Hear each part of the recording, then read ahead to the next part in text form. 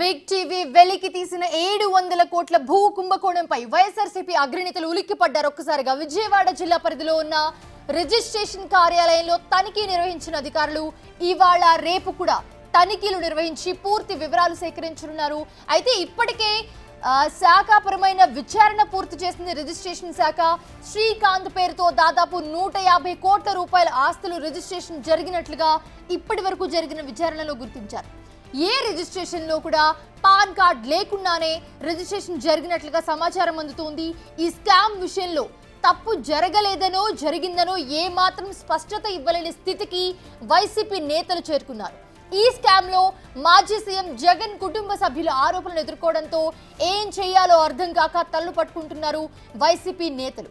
ఇక మరోవైపు 700 కోట్ల రూపాయల విలువైన భూ కుంభకోణంపై ప్రభుత్వం విచారణ చేస్తోంది. అయితే ఈ విషయంలో చంద్రబాబుకు లేఖ రాసి 5 నెలలు అయినప్పటికీ అధికారులు పట్టించుకోవడం లేదు.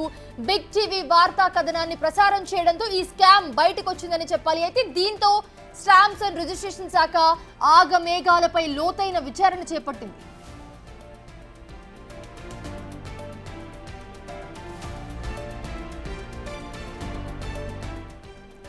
ఇప్పటికే విజయవాడ సిటీలో ఉన్న 3 రిజిస్ట్రేషన్ కార్యాలయాల్లో ఉన్న సమాచారం మొత్తం స్వాధీనం చేసుకున్నారు ఏసీబీ అధికారులు. కాకినాడ, విశాఖపట్నం, గుంటూరు జిల్లాల్లో కూడా కొన్ని చోట్ల డేటా స్వాధీనం చేసుకున్నారు.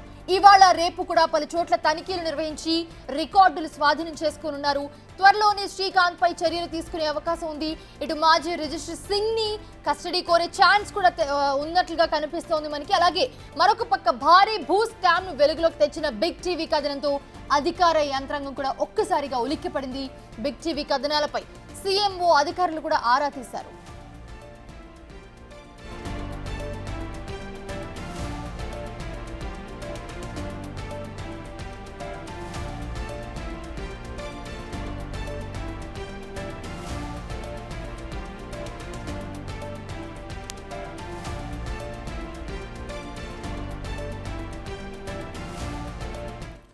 శివ జాయిన్ అవుతున్నారు మరిన్ని అప్డేట్స్ అందించడానికి. శివ, మనకు తెలుసు, మనం చూస్తున్నాము, మనం ప్రసారం చేసిన 700 కోట్ల భూ కుంభకోణంకి సంబంధించి మనం ఎవరైతే నిందితులుగా ఆరోపిస్తున్నారో వాళ్ళతో మాట్లాడడం కూడా జరిగింది. సో ఇప్పుడు అధికార టర్న్ వచ్చింది. ఒక్కసారిగా అందరూ కూడా అలర్ట్ అయ్యి దానికి సంబంధించి అన్ని బయటకు తీస్తూ ఉన్నారు.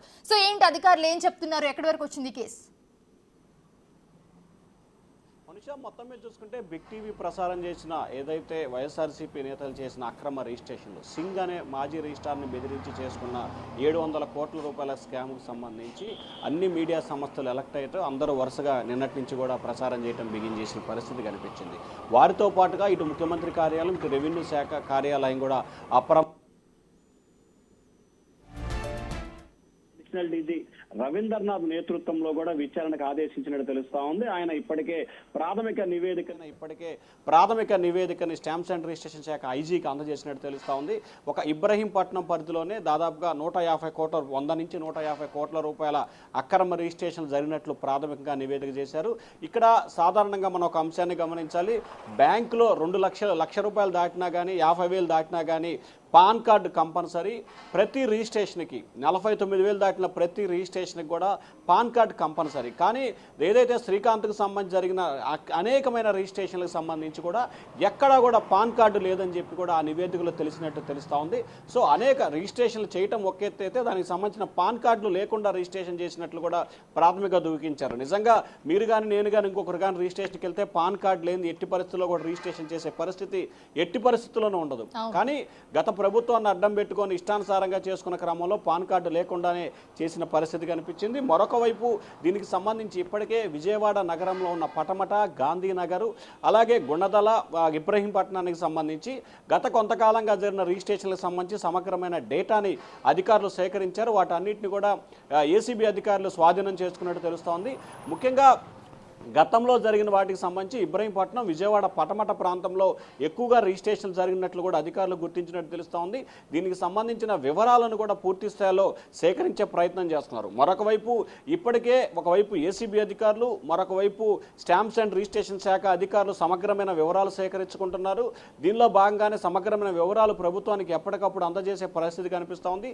ఇవాళ రేపు 2 రోజుల పాటు విశాఖపట్నం, కాకినాడ, గుంటూరు, కృష్ణా జిల్లాలకు సంబంధించిన స్టాంప్స్ అండ్ రిజిస్ట్రేషన్ శాఖ రిజిస్ట్రేషన్ కార్యాలయానికి సంబంధించి అన్ని రకాల వివరాలను సేకరించే ప్రయత్నాలు అయితే చేస్తూ ఉన్నారు. 1-2 రోజుల్లోనే ఎవరైతే శ్రీకాంత్ ఉన్నారో ఆయనపై కూడా ఏసీబీ అధికారులు కేసు నమోదు చేసే అవకాశాలు కనిపిస్తున్నాయి. దాదాపుగా ఏదైతే సింగుకు సంబంధించి తనను బెదిరించి భయభ్రాంతులకు గురి చేసి వందల కోట్ల రూపాయల భూములు రిజిస్ట్రేషన్ చేయించుకున్నారని ఫిర్యాదు చంద్రబాబుకి లోకేష్కి రాసిన నేపథ్యంలో దీనికి సంబంధించి కూడా ఏసీబీ అధికారులు మరొక ఎఫ్ఐఆర్ని కూడా నమోదు చేసే అవకాశాలు కనిపిస్తున్నాయి. ఆ ఎఫ్ఐఆర్కి సంబంధించి నమోదు చేస్తే దాంట్లో A1గా శ్రీకాంత్ పేరు కూడా నమోదు చేసే అవకాశాలు కనిపిస్తున్నాయి. A2గా జగన్మోహన్ రెడ్డికి సంబంధించిన PA KNR ఉన్నారు, ఆయన పేరు కూడా ఇన్వాల్వ్ అవుతుందని చెప్పి మనకైతే సమాచారం ఉంటుంది. A3గా సింగ్ పేరు, ఇట్లా దాదాపుగా వీరందరి పేర్లను కూడా దీంట్లో నమోదు చేసే అవకాశాలు అయితే కనిపిస్తున్నాయి. కానీ ఒక ప్రభుత్వానికి సంబంధించి గతంలో ముఖ్యమంత్రి కార్యాలయం పనిచేసి ఆయన PAగా ఉన్న కీలకమైన వ్యక్తులకు సంబంధించి కేసులు కానీ లేకపోతే విచారణ జరిగే సమయంలో సమగ్రమైన వివరాలు, సమగ్రమైన ఆధారాలు తీసుకున్న తర్వాతనే ఎఫ్ఐఆర్ నమోదు చేయాలనేది ఏసీబీ ఆలోచన కనిపిస్తూ ఉంది. అలాగే ప్రభుత్వ పెద్దల ఆలోచన కూడా కనిపిస్తూ ఉంది. ఎందుకంటే ఏదో కక్షపూరితంగా కేసు నమోదు చేశామనేది కాకుండా సమగ్రమైన ఆధారాలు తీసుకున్న తర్వాతనే కేసు నమోదు చేద్దామని చెప్పి ప్రభుత్వ పెద్దలు ఏసీబీ అధికారులు నిర్ణయం తీసుకున్నట్టు తెలుస్తోంది. సో దానిలో భాగంగానే గత 3 రోజుల కాలంగా బిగ్ టీవీ ఎప్పుడైతే ప్రసారం కథనం చేసిందో కథనం చేసిన నిమిషం నుంచే ఇటు శాంసంగ్ రిజిస్ట్రేషన్ శాఖ అధికారులు అటు ఏసీబీ అధికారులు లోతుగా విచారణ చేపట్టడంతో పాటు దీనికి సంబంధించిన వివరాలు సేకరించే ప్రయత్నం చేస్తున్నారు.